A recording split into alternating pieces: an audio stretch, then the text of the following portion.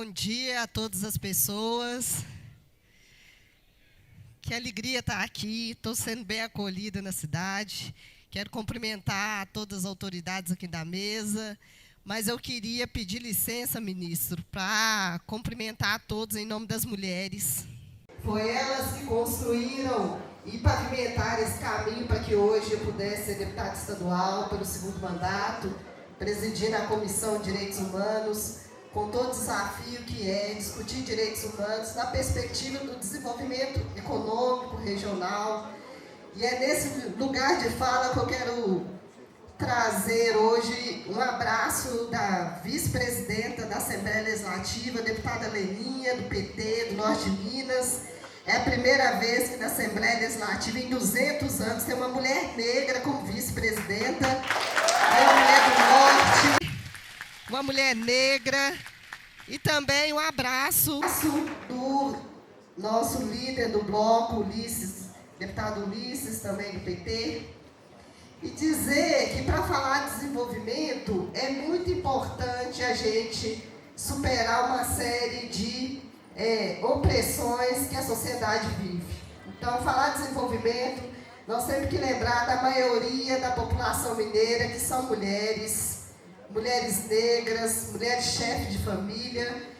E mais do que isso, as outras opressões patriarcais e machistas, que também visibiliza os povos e comunidades tradicionais. Então, pensar em desenvolvimento é fundamental saber que no Vale do Rio Doce tem centenas de comunidades quilombolas que têm um potencial gigante de agricultura e desenvolvimento que foram atingidas pelos crimes praticados pelas mineradoras nesse estado. Então, uma reparação, pensar em desenvolvimento, e por isso, deputado Leonardo Monteiro, parabéns pela iniciativa, porque a gente nunca caminha só. Então, nós estamos aqui vendo prefeitos, vereadores, futuros vereadores, futuros prefeitos, sociedade civil organizada, mas é fundamental reconhecer que nós estamos trabalhando para a reparação histórica desse povo que ainda sofre, mesmo depois da abolição da escravatura. E também é importante trazer um outro recorte, que é superar as várias opressões sofridas pela diversidade, que luta por identidade. E aí falar que a gente precisa também pensar em desenvolvimento, incluindo a comunidade LGBTQI+. Não haverá desenvolvimento enquanto houver racismo, não haverá desenvolvimento enquanto houver mulher morrendo dentro de casa, não haverá desenvolvimento enquanto os meus estiverem caindo no meio do caminho. Então, a gente pensar em desenvolvimento é pensar em incluir todos esses. E eu sei que aqui nessa plenária, nesse espaço, tem pessoas capacitadas para fazer isso. Por isso que eu estou trazendo esse anúncio, mas também essa denúncia de que no estado de Minas Gerais o desenvolvimento tem que ser pensado com as identidades, com os corpos negros e com o meio ambiente protegido. Não dá mais para pensar em desenvolvimento desmatando, desrespeitando, desviando os rios. Então é fundamental para a sobrevivência de nós hoje, no futuro, pensar em desenvolvimento integrado. E o Vale do Rio Doce precisa ter seus rios no centro do debate. E para finalizar, quero agradecer muito pelo convite. Ainda somos minorias nos espaços, mas maioria na sociedade. Então, o desafio de hoje estar falando aqui é falar em nome de uma maioria de mulheres negras, de mulheres que estão ocupando espaço de poder, de decisão, mas que estão sofrendo ameaças. Então, não só eu, mas outras companheiras deputadas estaduais do campo progressista, do campo da esquerda, vem sofrendo ameaças, e a gente só consegue hoje manter os nossos mandatos, cumprir com a nossa tarefa legislativa, porque a gente anda para cima e para baixo com escolta. Então, nós somos uma sociedade adoecida. Então, o desenvolvimento das regionais, das comunidades, dos espaços, é para a gente também ter um mundo de paz, e que nesse momento o outro lado do mundo está em guerra, mas nós somos aqui unidos para construir uma sociedade melhor, em que caiba todos nós. E eu quero terminar cantando uma música. Companheiro, me ajude, que eu não posso andar só. força. Companheiros, me ajude, que eu não posso andar só. Com vocês, vamos andar melhor. Obrigada, ministro. E passamos a palavra ao ministro da Integração e do Desenvolvimento Regional, Valdez Góes. Muito bem. Gente, bom dia. Agradecer aí toda a hospitalidade, o carinho de vocês. Quero cumprimentar todos os agentes políticos, os empreendedores, os trabalhadores do campo da cidade, né, a academia, a indústria, a ciência de um modo geral, mas também a imprensa, enfim, os movimentos sociais, né, os religiosos, civis e militares, sintam-se todos cumprimentados, em nome do meu querido deputado Leonardo Monteiro, que idealizou todo esse movimento aqui, mas que recebe o apoio de todos nós. Em nome do nosso querido deputado Hercílio Coelho, também em nome do prefeito, do presidente da associação aqui da região leste, prefeito de Nova Módica, Walter Júnior, também em nome do prefeito Daniel Sucupira, a quem já tive algumas dezenas de encontros já, também em nome da deputada estadual Andréia de Jesus, do presidente da Federação da Indústria aqui do Estado de Minas Gerais, Marcos Lopes, e da diretora da Universidade Federal, diretor Ângelo Denadai, tá bom? Denadai. Bem, todos os demais sintam-se cumprimentados. Eu trago um abraço também do nosso querido ministro, meu colega, né, de Esplanada, estamos ali pertinho do presidente Lula, do Alexandre Silveira, tem falado permanentemente comigo. Vocês têm um grande, né, mineiro, contribuindo com uma das agendas mais importantes para esse país, que é a política de energia e de mineração. Então, acho que está em boas mãos ser uma pessoa de Minas Gerais, um trabalhador e agente público que tem já uma contribuição enorme e que eu testemunho aqui todo o empenho do ministro Alexandre e que tem cumprido uma missão hercúlea nessa virada de chave, porque também a gente caminha para uma transição energética. E ele está liderando isso junto com Haddad e outros colegas ministros na transversalidade. O mesmo faço em nome do nosso querido Rodrigo Pacheco, que também, muitas das vezes, né, não é compreendido por muitos, mas não é fácil ser presidente do Congresso Nacional, de mediar tantas diferenças no debate político, nos interesses mais diversos de uma sociedade que passa pelo parlamento. Então, o desafio para quem preside o país, para quem preside essas câmaras altas, é sempre muito grande. E eu também testemunho aqui, porque conheço o Rodrigo já há muito tempo, e o povo mineiro deve se orgulhar desses dois também líderes que representam muito bem o povo mineiro, como, né, o Hercílio aqui, Paulo Guedes, né, o Leonardo, que eu testemunho aqui toda a relação que tenho tido com eles e a responsabilidade dele com Minas Gerais e com o Brasil. Igualmente, falo em nome aqui do presidente Lula. O presidente está em convalescência de uma cirurgia. Não deve ser fácil, porque todos vocês conhecem o presidente Lula. Ele resistiu muito para fazer esse procedimento. Na verdade, quase que não queria fazer. Tinha evento que a gente participava que ele já não sentava mais, de dor. E os procedimentos antes recomendáveis já não resolviam mais. Aí teve que fazer a cirurgia, uma cirurgia que basicamente impede ele de viajar uns 40 dias, 45 dias. Então, ele tem que governar ali, né? Imagine para um homem que tem o dinamismo que ele tem, né? Iniciativa, proatividade, não é fácil. Quantos de vocês não são assim, né? Não se imaginam ficar parado dentro de uma sala, de uma casa, sem poder estar cumprindo a missão diária. Então, não tem sido fácil para ele, e a gente sempre pede aí o apoio, as orações, para que a recuperação dele seja a melhor possível, e ele possa estar caminhando por esse Brasil afora, que é o que ele mais deseja. E eu estou aqui junto com nada mais, nada menos de que Paulo Câmara. Vocês acabaram de ouvir esse companheiro.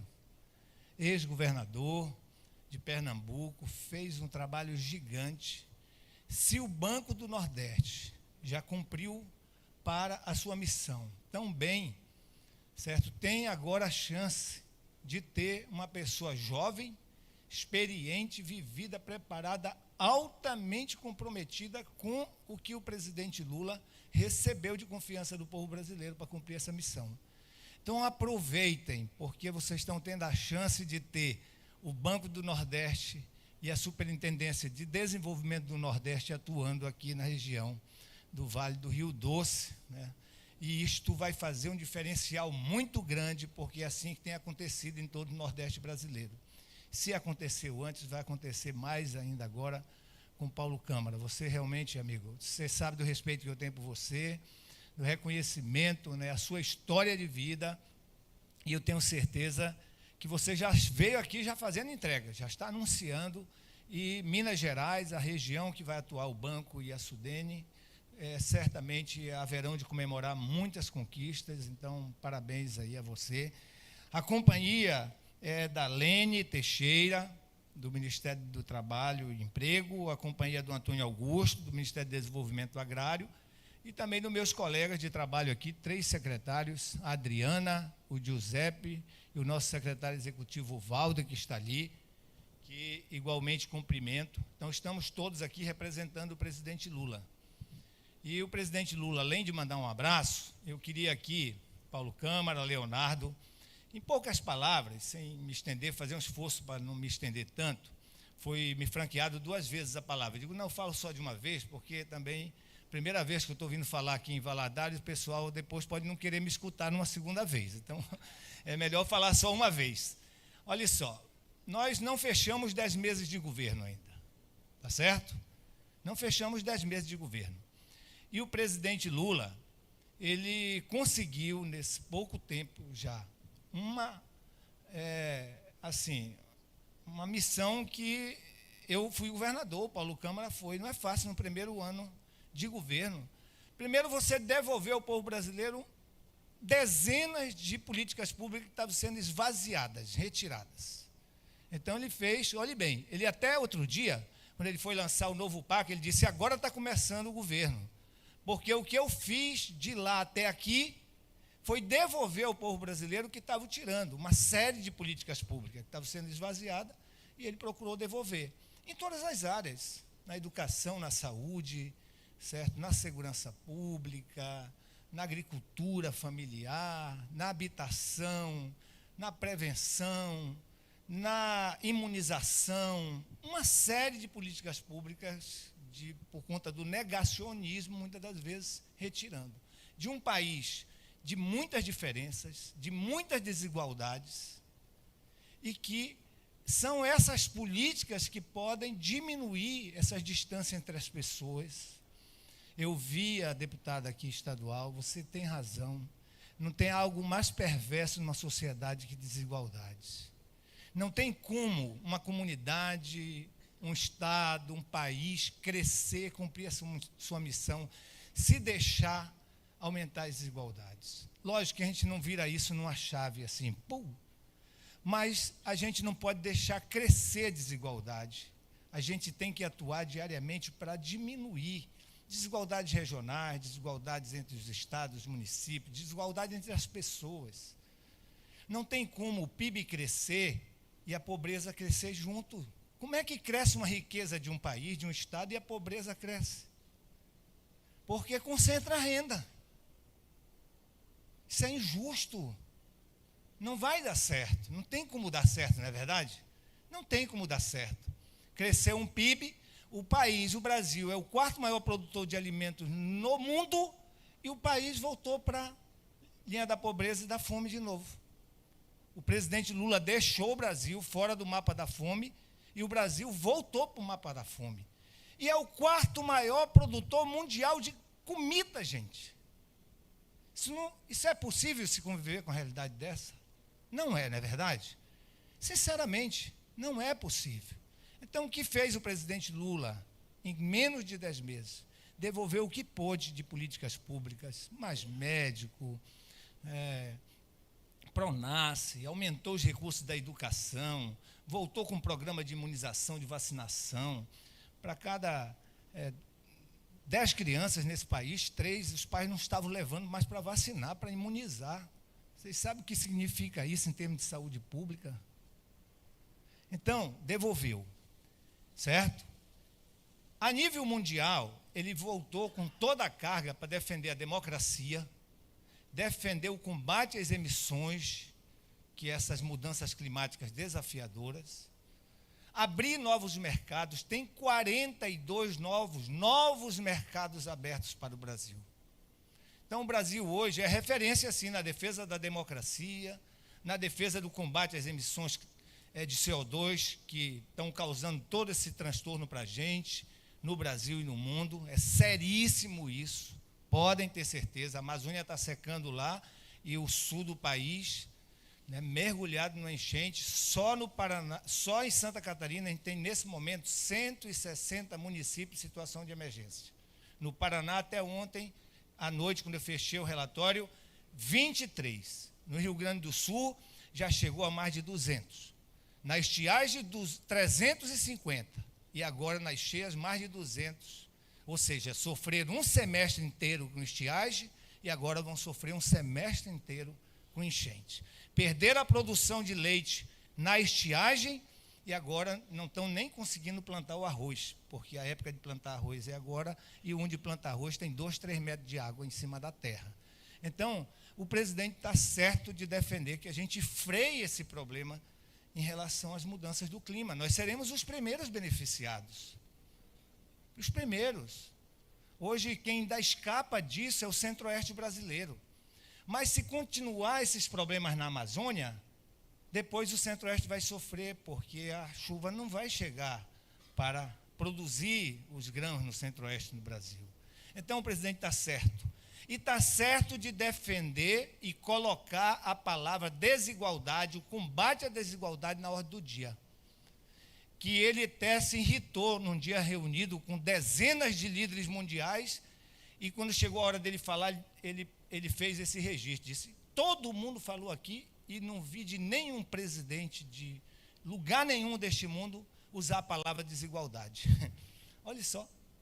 E aí ele registrou e disse que uma das lutas deles no país e no mundo é lutar para combater desigualdades. Então ele já se posicionou e posicionou o Brasil nessa agenda. E no Brasil, para não me estender muito, eu destacaria aqui, além de toda a devolução que ele fez, eu vou destacar o Plano Safra do agronegócio. Ele aumentou em mais de 30% os valores do ano passado para esse ano. Produz grãos, é importante. Mas ele lançou o Plano Safra da agricultura familiar e colocou mais de 40% nos valores também. Mais de 40%, Plano Safra da agricultura familiar. Mas o presidente Lula também lançou o novo PAC. E como é que ele construiu o novo PAC? Ele construiu ouvindo todos os governadores. Nenhum governador deixou de dar a sua opinião.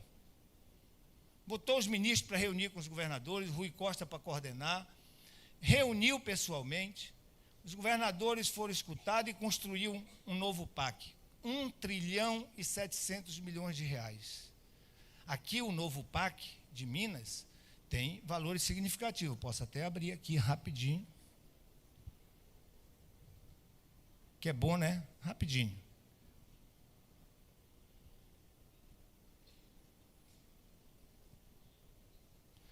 Novo PAC de Minas, Minas Gerais, tem 172 bilhões de reais no novo PAC. 2,9 para inclusão digital e conectividade, 7,1 para saúde, 21,4 para ciência, tecnologia e educação, R$500 milhão para infraestrutura social, cidade sustentável, 15 bilhões e resiliente, água para todos, 7, transporte eficiente, 62, transição e segurança energética, 49,9, inovação para a indústria de defesa, 17. E mais o Jequitaí, que está indo agora em novembro para leilão, que é um projeto de irrigação aqui antigo, todo mundo aqui em Minas, 172 bilhões de reais. Então, isso aqui foi construído ouvindo os estados. E agora, ele lançou um outro PAC, que é o PAC Cidades, que os municípios têm a chance de aí fazer os seus cadastros de projetos. É bom dizer que para o Brasil, esse PAC Seleções tem 65 bi disponíveis. Os prefeitos agora, até dia 10 de novembro, podem cadastrar suas propostas. Água, drenagem, esgoto, resíduo sólido, proteção de encostas, educação, equipamentos sociais, saúde. Agora é a vez dos prefeitos fazerem os seus cadastros. Isso aqui, ele está construindo ouvindo a sociedade. Fez o PPA do mesmo jeito. Aqui mesmo, o Leonardo, eu não vou ser repetitivo, Leonardo, outros já falaram, referente às demandas aqui do Vale do Rio Doce, aqui da região de Governador Valadares, no que diz respeito a estradas, e outras políticas públicas que estão contemplados no PPA. Por quê? Foi feito um PPA participativo, não teve nenhum estado do Brasil que não tenha sido convidado governador, prefeitos, Assembleia Legislativa, Câmara Federal, empreendedores sociais, para participar. Inclusive, foi feito plenária presencial, foi feita reunião com as autoridades e foi aberto também um canal virtual para as pessoas botarem suas propostas lá e votar. E o que foi mais votado, que alcançou uma classificação para entrar diretamente no PPA, entrou logo.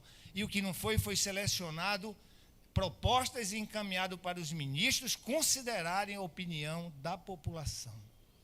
Então, é diante deste novo governo que a gente está. Um governo que tem compromisso com a democracia, e a democracia, gente, não é só o dia da eleição a gente votar, não. É os diferentes serem ouvidos. É construir entre os diferentes os consensos melhor para a coletividade. E só se faz isso com exercício democrático. Não é com a sociedade dividida meio a meio. Não é com radicalização. Não é com intolerância com os diferentes. Nós somos diferentes, nós somos um Brasil de diferentes. Entre homens e mulheres, negros, índios, jovens, trabalhadores, regiões, estados. E a gente tem que se compreender assim. Só um governo capaz de compreender isso e passar essa mensagem diariamente para os seus colaboradores ministros é que a gente pode construir os bons consensos para melhorar a vida da sociedade. Porque se a gente não for capaz de construir consenso, o dinheiro acaba sendo gasto, mas a solução pode não ser a melhor.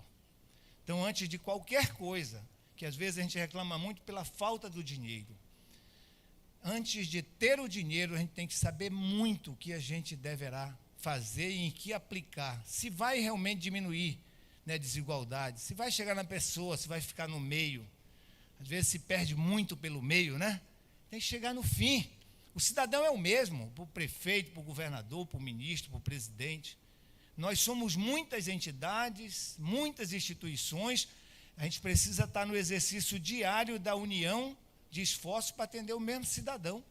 Às vezes são 10 instituições que tratam da vida do cidadão, 20, numa determinada política pública, e cada um quer trabalhar para um lado, não existe isso. Por isso, Leonardo, esse tipo de seminário, eu vim em Monte Claros, estou vindo aqui, e é esta a recomendação do presidente Lula. Paulo Câmara está aqui, porque é esta também o compromisso dele, meu, dos colegas, é a recomendação do presidente Lula.